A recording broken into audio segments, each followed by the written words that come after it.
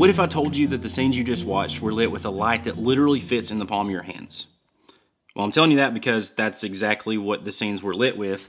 This light right here, the Tolifo PL-100, and it absolutely fits in the palm of your hands. Now, before we get too far into the video, I want to let you know that Tolifo did send this light out to me for review. However, they're not paying me any dollars to say anything good or bad, and they don't get to watch this video before I post it.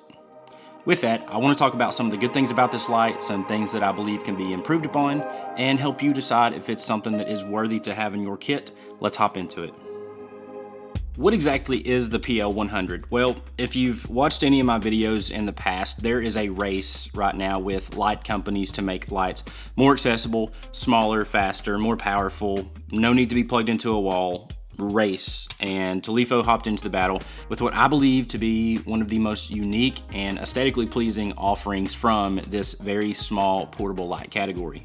The light itself is no different than many other small lights in the sense that it's 100 watts of power, it ranges in color temperatures from 2700 to 6500 Kelvin, and it has full RGB spectrum, along with some built-in effects like TV, fireworks, fire, things like that. Again, offerings that are pretty common in this category.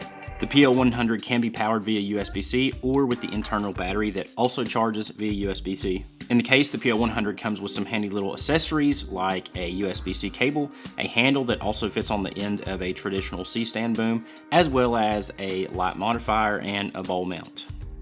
I've had the PL-100 for quite some time now, and it is one of the handiest lights in my kit to grab and go.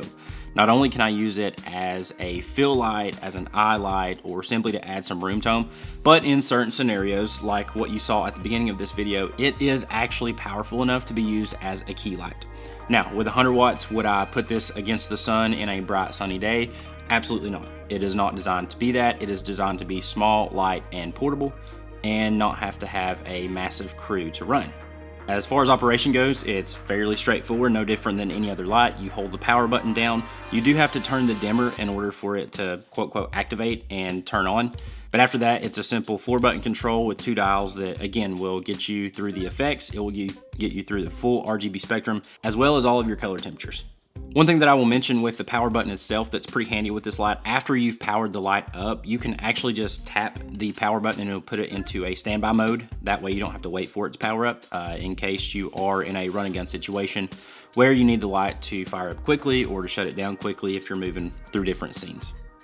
Overall, my experience with the PL-100 has been very positive. Again, it is a piece of kit that I can throw in the car. I don't really have to think about it. I don't have to have a lot of hands to set it up to be ready to go. It's just ready to go. I whip it out of its little case. As long as I've charged it, which I have forgotten to do quite a few times, it is ready to go.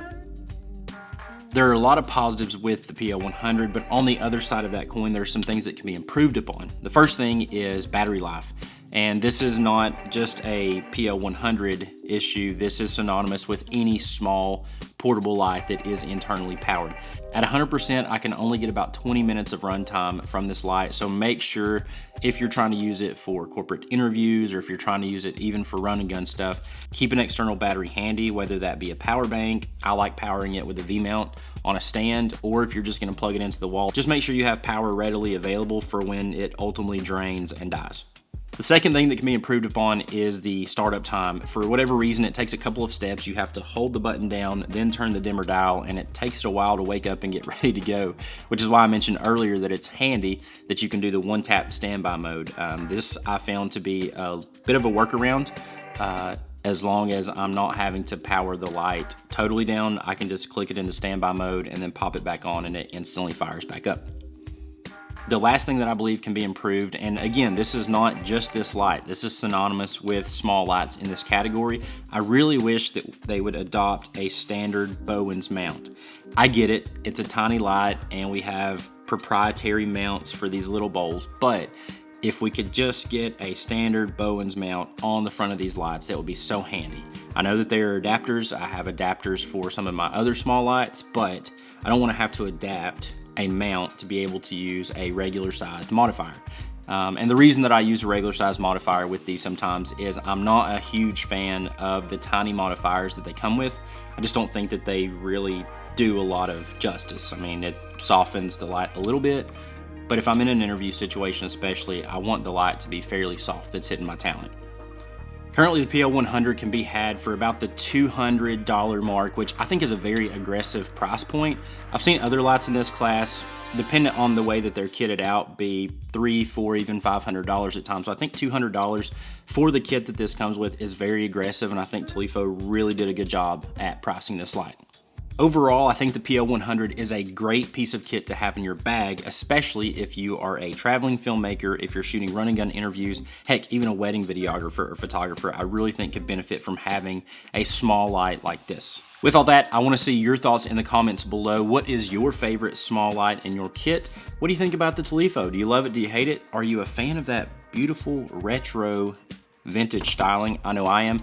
And as always, thank you for being a part of this channel. I love growing this community here on YouTube. Y'all have a good one, and we'll see you in the next.